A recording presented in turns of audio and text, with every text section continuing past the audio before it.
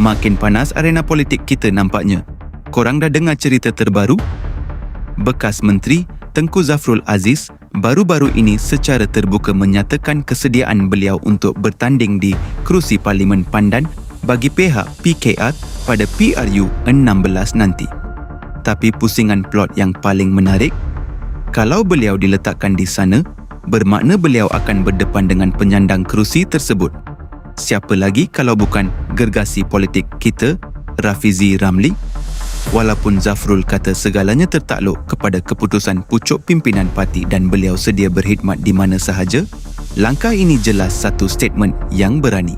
Sebagai orang baru dalam PKR, selepas keluar UMNO Ogos tahun lepas, nampaknya beliau betul-betul nak menguji pasaran dalam kawasan kubu kuat. Sebut pasal Rafizi Ramli, kita semua tahu impak dan legasi yang beliau tinggalkan di Pandan. Biarpun Rafizi sekarang dah ambil alih kepimpinan Parti Bersama Malaysia selepas meletak jawatan MP dan keluar PKR, pengaruh beliau di kawasan itu bukan kaleng-kaleng. Jadi, bila Zafrul cuba masuk jarum dekat Pandan, kita kena tanya diri kita, adakah ini satu strategi genius atau sekadar tindakan berani mati?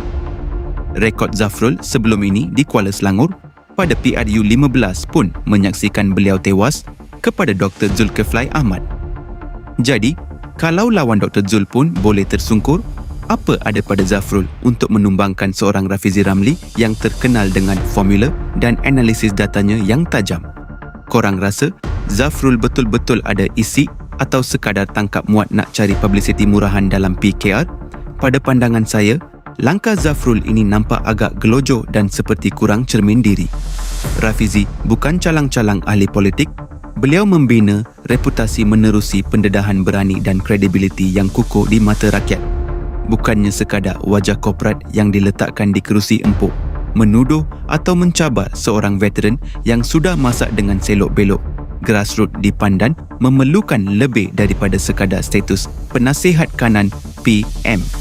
Kalau setakat bersandarkan nama besar tanpa akar umbi yang kuat, Zafrul mungkin akan pisang berbuah dua kali, sama macam nasib beliau di Kuala Selangor dulu. Jangan sampai niat nak jadi hero dalam PKR, akhirnya jadi lubang kubur politik sendiri pula.